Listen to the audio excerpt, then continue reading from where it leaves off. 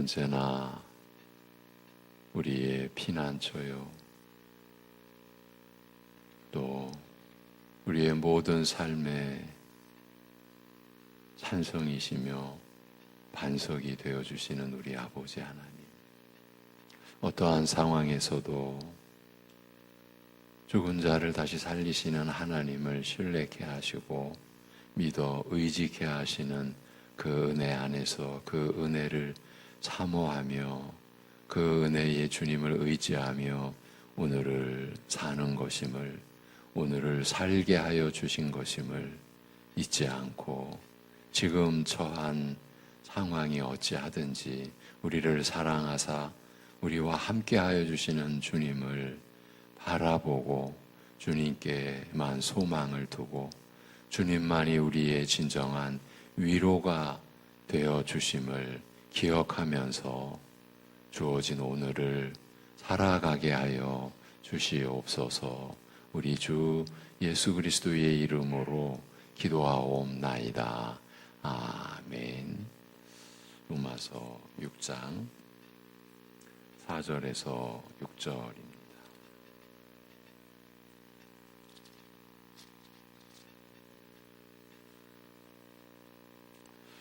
로마서 6장 4절에서 6절.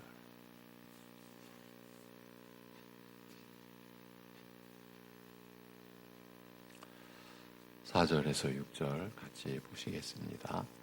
그러므로 우리가 그의 죽으심과 합하여 세례를 받음으로 그와 함께 장사되었나니 이는 아버지의 영광으로 말미암아 그리스도를 죽은 자 가운데서 살리심과 같이 우리로 또한 새 생명 가운데서 행하게 하려 함이라. 만일 우리가 그의 죽으심과 같은 모양으로 연합한 자가 되었으면 또한 그의 부활과 같은 모양으로 연합한 자도 되리라. 우리가 알거니와 우리의 옛사람이 예수와 함께 십자가에 못 박힌 것은 죄의 몸이 죽어 다시는 우리가 죄에게 종노릇하지 아니하려 함이니. 아멘.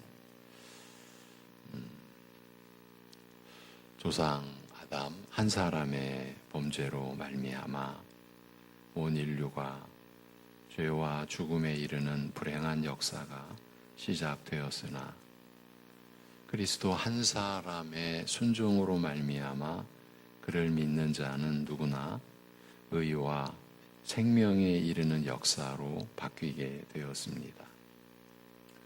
그러나 그 중간에 끼어든 율법의 역사는 부패한 육적 성품으로 말미암아 무력한 나머지 오히려 죄만 더하였으며, 그럼에도 기이한 것은 죄가 많은 곳에 은혜는 더욱 넘치게 되어 그리스도 안에서 의와 생명의 역사로 이어지고 마무리된 결과였습니다.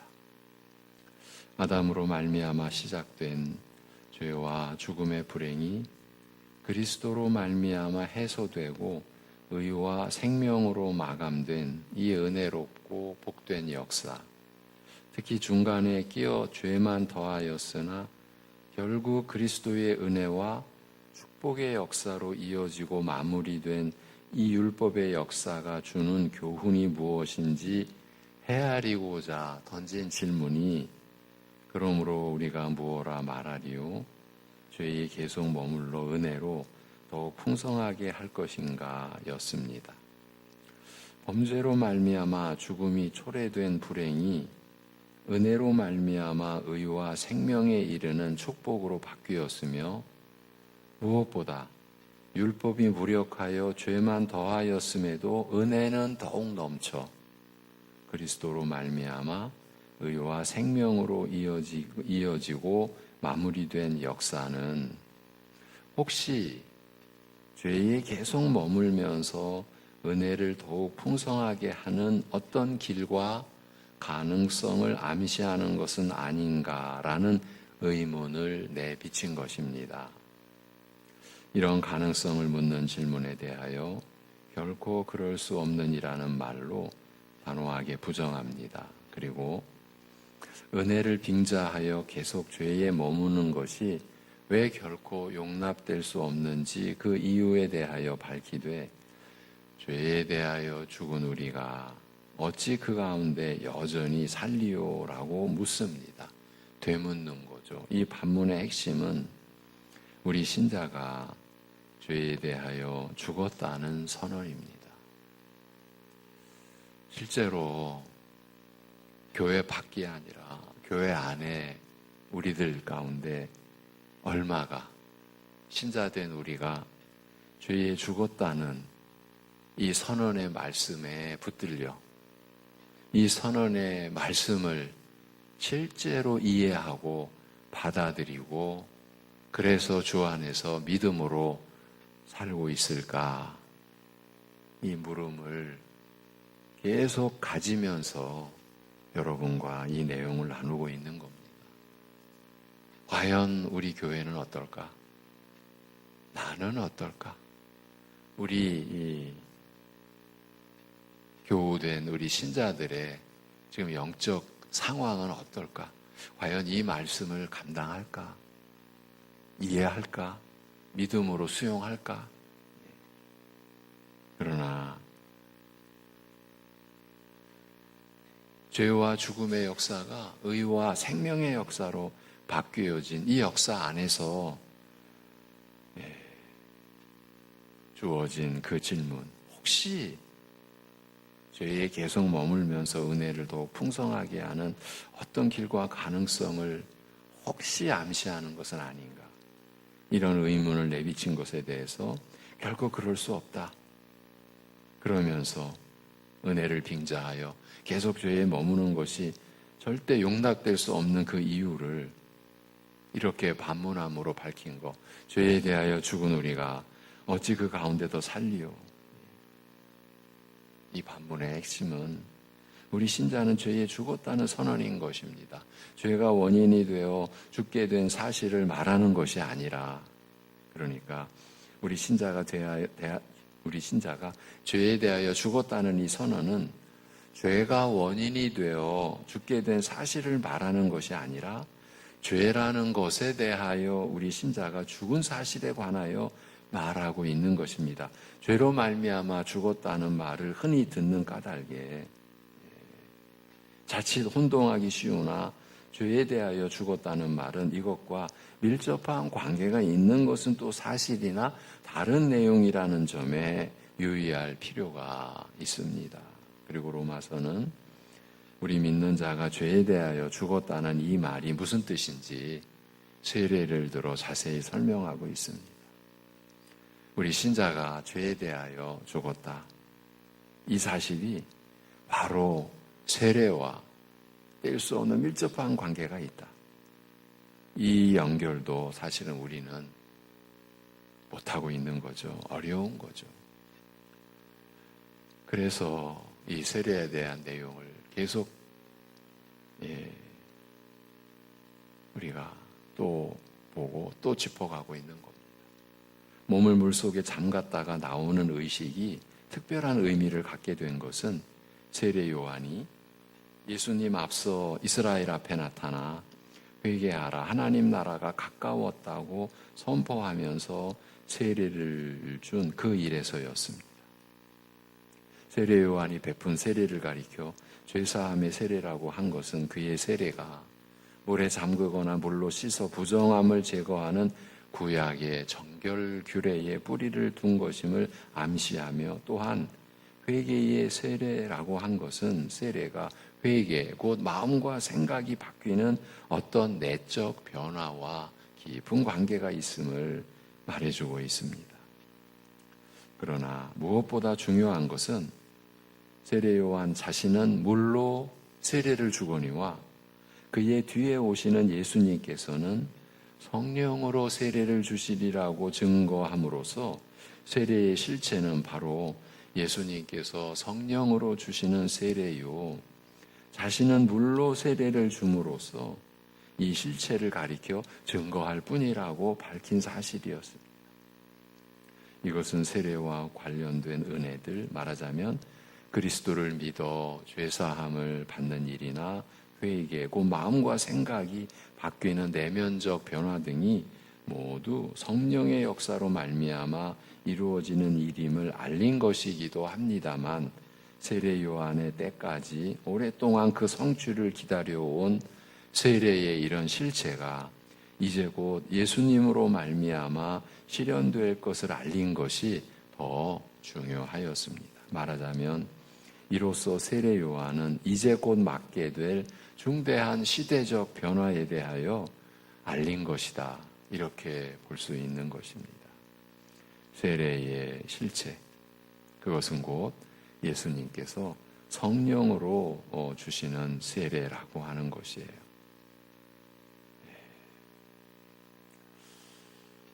참 이러한 말씀 앞에서 보자면요, 우리가 지난날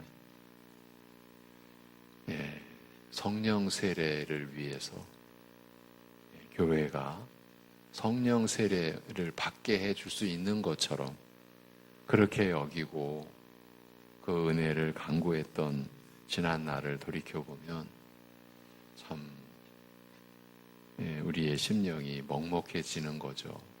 어떻게 그럴 수 있었을까? 그리스도께서 성령으로 베푸시는 세례, 이 자체에 대해서도 우리는 큰 혼란 속에 있었고 제대로 알지 못했고, 성령 세례 자체를 마치 교회가 관여할 수 있는 것처럼 우리가 구하고 또 은혜를 구하면 우리가 받을 수 있는 것처럼 그랬던 지난날이 있었죠. 자, 이런 시대적 변화의 중요성에 대하여 성경은 여러 곳에서 증거하고 있습니다.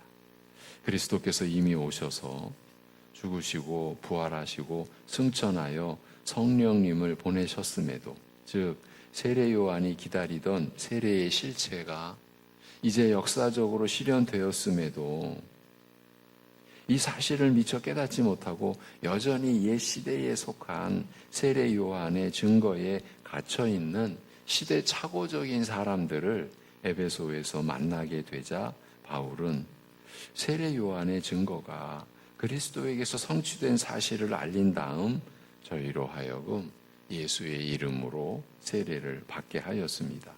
사도행전 19장의 기록이죠. 이에 앞서 아볼로라는 인물은 성경에 능통하여 그리스도에 관한 일들을 자세히 가르치면서도 여전히 요한의 세례에 머물러 있는지라. 그러니까 이 시대의 이 중대적 이 변화에 대해서 알지 못했던 것이죠.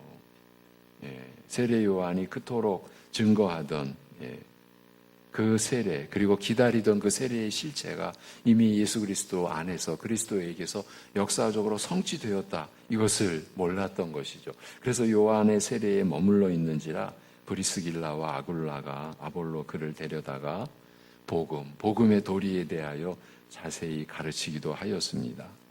이것은 사도행전 18장의 기록입니다.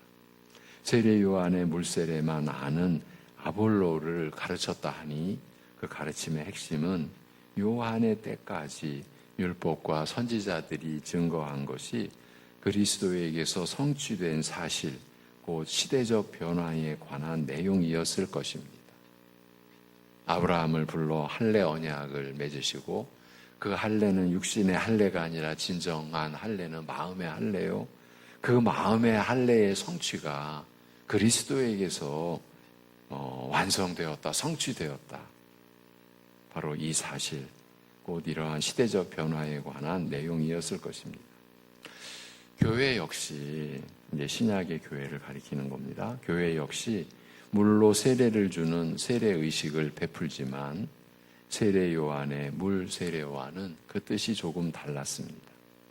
둘 다 그리스도께서 성령으로 베푸시는 세례를 가리키는 표지라는 점에서는 동일한 거죠. 세례 요한의 물로 세례를 주는 것과 오늘날 교회에서 물로 세례를 주는 것, 둘 다 그리스도께서 성령으로 베푸시는 세례를 가리키는 표지입니다. 이 점에서는 동일하였으나 세례 요한의 물 세례는 장차 성취될 그리스도의 성령 세례를 내다본 반면에 그 세례를 가리키고 그 세례를 기다리는 그런 의미의 또 그 세례를 증거하는 의미의 세례인 반면 교회의 물세례는 그리스도의 죽음과 부활, 승천에 이어 오순절의 성령 강림에서 옛 시대의 약속이 역사적으로 성취되는 것과 더불어 시작된 성령 세례의 시대에 속한 것이며 그리스도를 믿는 자에게 물 세례를 주어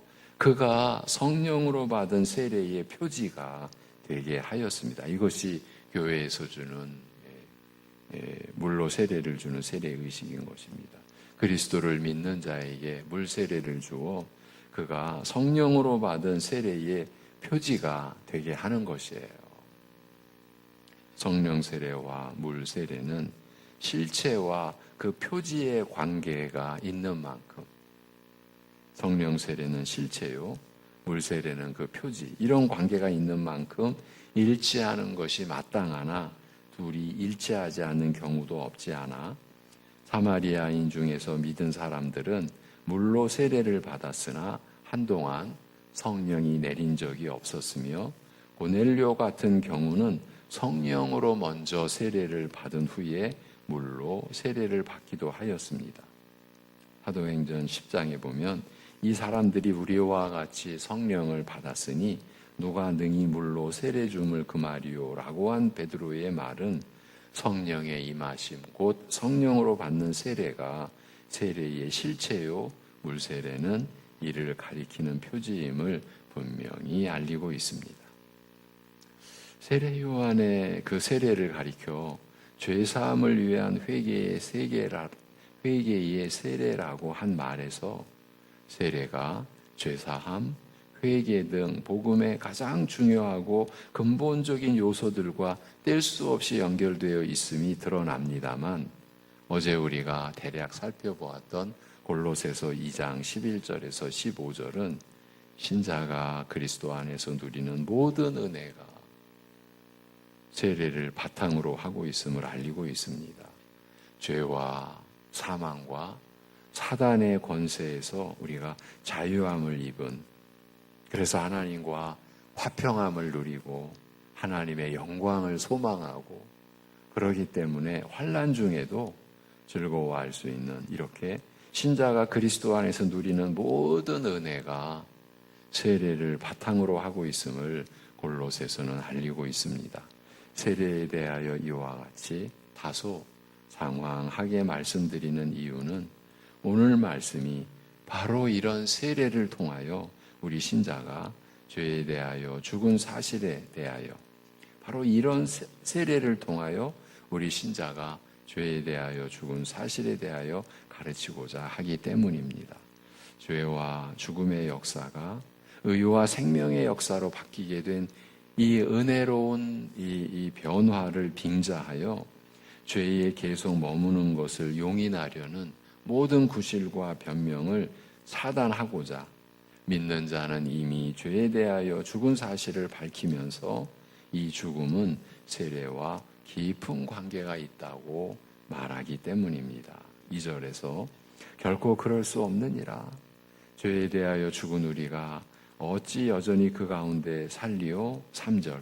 아니면 그리스도 예수 안으로 세례를 받은 자마다 그의 죽음 안으로 세례받은 줄을 너희가 알지 못하는가?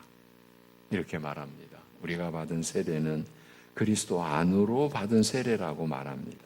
우리는 그리스도 안에서 그와 하나가 되어 세례를 받았다는 뜻입니다.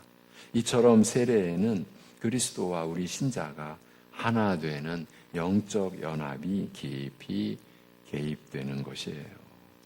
3. 사람의 지혜로나 사람의 마음과 생각의 그 한계, 그 제한 안에서 우리가 어떻게 이런 진리에 접근할 수 있겠습니까? 세례는 그리스도와 우리 신자가 하나 되는 영적 연합이 깊이 개입된다. 이것은 이 세상의 것이 아니죠. 사람이 스스로 접근해 갈 수 있는 그런 영역의 내용이 아닌 것이죠. 그리고 이처럼 그리스도와 하나가 되어 그런 영적 연합이 이루어져서 하나가 되어 우리가 세례를 받았다는 것은 곧 그의 죽음 안으로 세례를 받은 것을, 즉 그와 하나 되어 함께 죽은 것을 뜻한다고 말합니다. 우리가 그의 죽음 안으로 세례를 받은 것, 이것은 곧 그와 하나 되어 함께 죽은 것을 뜻하는 것입니다. 그러나 그리스도와 하나 되어 그와 함께 죽은 그 죽음은 죽는 것으로 끝나는 것이 아니라 다시 살아나는 것으로 이어지는 그런 죽음임을 밝히되, 그러므로 우리는 세례를 통하여 그와 함께 죽음 안으로 묻혔나니 이는 그리스도께서 죽은 자들 가운데서 아버지의 영광, 곧 아버지의 영광의 권능을 통하여 일으키심을 받은 것 같이 우리도 생명의 새로움으로 행하게 하려 함이라고 말합니다. 우리 믿는 자가 세례를 받는 것은 그리스도와 하나 되어 그와 함께 죽는 것이라 하였습니다만, 그러나 이 죽음은 그리스도께서 아버지의 영광스러운 권능으로 죽은 자들 가운데서 살림 받으신 그것처럼 우리도 살림 받아 생명의 새로움으로, 즉 죽음에서 다시 살아난 생명, 그러니까 생명의 새로움이죠. 그래서 이전과는 다른 새로운 생명으로 사는 삶으로 이어진다고 말합니다. 그래서 우리는 또 이 죽음과 생명에 대한 이 개념, 성경이 말씀하는 이 죽음과 생명의 의미를 짚어보지 않을 수가 없어요. 지금 여러 번 계속해서 죽음과 생명이라는 말을 계속 사용하였습니다만 그 뜻이 일반적인 뜻과 다르다, 사뭇 다르다라는 것을 이미 느끼셨을 것입니다. 말하자면 죽음을 숨이 끊어지거나 심장이 멈추고 몸이 썩어 흙으로 돌아가는 것으로 이해하고, 생명을 숨을 쉬고 몸을 움직이며 사는 것으로 이해할 경우 방금 말씀드린 우리가 이 몇 날, 며칠 나눈 이런 내용은 이해하기가 어려울 것입니다. 그 이유는 성경이 죽음과 생명이라는 말에 이런 일반적인, 우리 사람들이 통상 가지고 있는 그런 일반적인 뜻보다 훨씬 더 깊고 많은 내용을 담아서 사용하기 때문입니다. 성경이 지금 언급하고 있는 죽음과 생명의 개념은 우리가 통상적으로 지니고 있는 그런 뜻보다 훨씬 더 깊고 많은 내용을 담아서 사용하고 있는 것이에요. 에덴 동산에 과목이 울창한 것이나, 지금 우리가 창세기 2장으로 지금 돌아가는 겁니다. 창초로 에덴 동산에 과목이 울창한 것이나, 동산 가운데서 강 4개가 흘러나와 온 땅을 적시는 광경은 바로 그 에덴 동산 이곳이 생명을 풍성하게 누리는 영역임을 나타낸다. 우리가 이렇게 볼 수 있습니다만, 특별히 동산 가운데 있는 두 나무, 즉 생명나무와 선악 지식의 나무는 이 동산에서 누리는 생명과 그 생명을 잃어버리는 죽음이 각각 선 또는 악과 밀접한 관계가 있어 선악에 의해 결정되는 특별한 것이며, 거기에 담긴 내용과 뜻도 더욱 깊고 풍성한 것임을 알려주고 있습니다. 그러니까 성경의 시작부터, 창초의 기록인 창세기 시작부터 우리가 일반적으로 숨이 끊어지면 죽음, 계속 숨을 쉬고 있으면 생명, 이러한 개념으로 죽음과 생명을 이라는 말을 사용하고 있지 않다라는 거예요. 그 생명과 생명을 잃어버리는 죽음이 각각 선 또는 악과 밀접한 관계가 있다. 그래서 선악에 의해 결정되는 특별한 것이며, 거기에 담긴 내용과 뜻도 그러니 더욱 깊을 수밖에 없고 풍성한 것임을 사실은 창초의 기록부터 알려주고 있습니다. 선악을 알게 하는 나무의 실과는 먹지 말라. 내가 먹는 날에는 정녕 죽으리라고 하신 말씀에 따라서 아담에게 죄의 책임을 물어 내가 얼굴에 땀이 흘러야 식물을 먹고 필경은 흙으로 돌아갈 것이다. 이건 창세기 19장이죠. 이렇게 선언하신 말씀이 숨이 끊어지고 육신이 썩어 흙으로 돌아가는 죽음을 두고 하신 말씀이라고 흔히 생각합니다만, 사실은 그 뜻이 그렇게 단순하지 않습니다. 너는 흙이니 흙으로 돌아갈 것이니라고 하신 말씀이 분명 육신이 썩어 흙으로 돌아가는 죽음을 포함하는 것이 사실입니다만 그 안에는 인간이 땅의 티끌에서 지음받은 존재임을 상기시키고 그 비천함에 되돌아가는 허망함과 비참함을 일깨우는 더 깊은 뜻이 함축되어 있습니다. 성경이 죽음과 생명이라는 말에 일반적인 뜻보다 훨씬 더 깊고 많은 내용을 담아서 사용한다라는 사실을 일깨워 드리고 있는데 이 내용을 다음 시간에도 계속 좀 더 살펴가도록 하겠습니다. 그렇지 않으면 즉 통상적인 죽음과 생명의 이해를 바탕으로 해서는 우리 믿는 자가 세례를 받는 것은 그리스도와 하나 되어 그와 함께 죽는 것인데 그러나 이 죽음은 그리스도께서 아버지의 영광스러운 권능으로 죽은 자들 가운데서 살림 받으신 것처럼 우리도 그리스도처럼 살림 받아 생명의 새로움으로 즉 죽음에서 다시 살아난 생명 이전과는 다른 새로운 생명으로 사는 삶으로 이어진다는 이런 말씀을 이해하기가 어렵기 때문입니다. 사실은 받을 수가 없는 거예요. 이러한 것도 이러한 요인도 우리가 죄에 대하여 죽었다라는 이 말씀의 진리 그리고 그 진리 안에서 우리에게 주어지는 은혜를 제대로 못 받고 있는 우리의 이 실태와 다 연관된 내용이라고 그렇게 여기는 거죠. 그래서 또 죽음과 생명에 관해서도 우리가 또 짚고 넘어가자라는 거예요.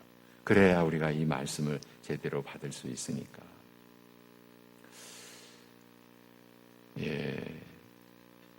사실 이 로마서 6장, 이제 8장까지 계속 가고자 하는 이것은 저의 입장에서는 절박합니다. 제가요, 10몇 년 전, 10년 전, 또 몇 년 전, 로마서의 말씀을 우리 교회에서만 해도 여러 번 나눴습니다. 그런데 제가 이런 얘기도 들었습니다. 왜 로마서만 설교하냐? 이건 간접적으로 들은 게 아닙니다. 예배 마치고 내려오시는 저 계단에서 생생히 들려온 어느 분의 이야기. 왜 로마서만 설교하냐고. 왜 제가 로마서 6장만 해도 제가 기억하기로는 지금 3번째? 아니 4번째? 왜 이렇게 하는가? 여전히 모르니까. 여전히 이 말씀을 못 받으니까. 어떻게 그렇게 못 받는다고 단정을 합니까? 우리의 현실. 우리가 믿음으로 산다라고 하면서 그 믿음으로 살아가는 우리의 현실이 이러한 말씀과 너무 거리가 멀구나. 어쩌면 무관하다라고까지 말할 수 있을 정도가 아닌가. 이런 심정이기 때문에 사실 절박한 겁니다. 이런 입장에서 하나님의 은혜의 역사로 이러한 우리를 살리는 말씀 로마서 5장까지 그리스도를 믿음으로 의롭다함을 받는 이 복음의 도리가 전개됐고 그러한 은혜 안에서 우리에게 새로운 삶, 신자로서의 이 새로운 생명으로의 삶을 우리가 어떻게 이해하고 어떻게 우리가 실제로 살아가고 그렇게 살아가는 데 있어서 성령님의 역사의 그 은혜의 의미에 대해서 우리가 그래서 바로 알아가자. 그런 간절하고도 절박한 심정으로 여러분과 함께 이 말씀을 나누고 있는 거죠. 기도드리겠습니다. 하나님 아버지,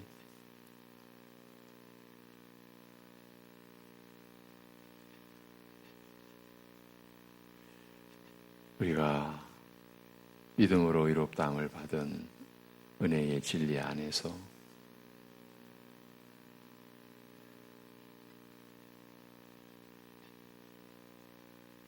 성령께서 역사하시는 생명의 새로움으로의 삶을 우리가 누려야 하는데, 그렇지 못한 우리의 실상 앞에서 죄스럽고 그러면서 또한 두려움으로 구하옵나니 아버지 하나님, 우리의 연약함을, 이 무지스러움을 긍휼히 여겨 주옵시고 이러한 말씀의 진리를 우리에게 허락하여 주시옵기를 간구합니다.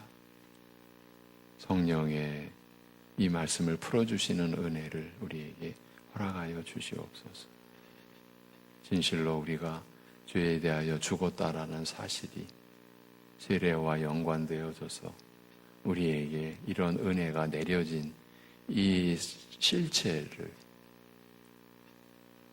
우리 교회가 감당케 하옵시고, 우리가 이러한 말씀으로 살아야 함을, 이러한 말씀으로 살아내야 할 하나님께서 새롭게 하신 우리의 거룩한 삶의 실체를, 바로 그것이 내 자신에게서 이루어진 복음의 역사요, 우리 주 예수 그리스도의 구속의 역사요, 그 결과임을, 그리고 열매를 맺어가는 우리의 삶이어야 함을 우리가 온전히 그리고 깨닫고, 그렇기 때문에 우리가 더욱 이러한 은혜를 절실히 간절히 구할 수 있는 그러한 교회로, 그러한 교회에 지체된 우리 각 신자들로 우리가 세움을 입어갈 수 있게 우리를 참으로 긍휼히 여겨 주옵시고 은혜를 베풀어 주시옵소서.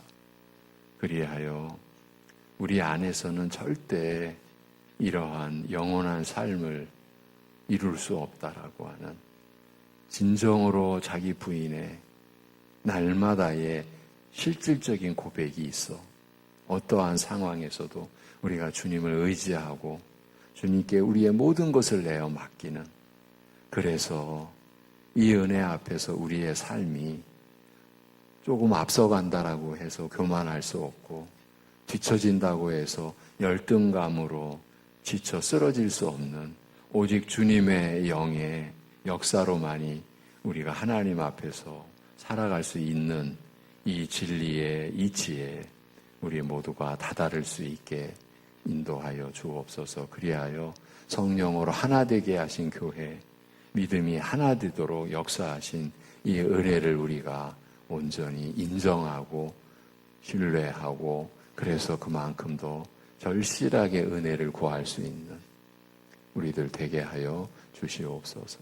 아버지 하나님, 우리 중고등부 수련에 이어지는 역사 속에, 그리고 또 앞으로 있을 우리 유초등부, 청년부 그 수련회 안에서도 하나님 역사해 주셔서 우리 자녀들이 이 말씀의 이 기이한 역사, 이 사람들이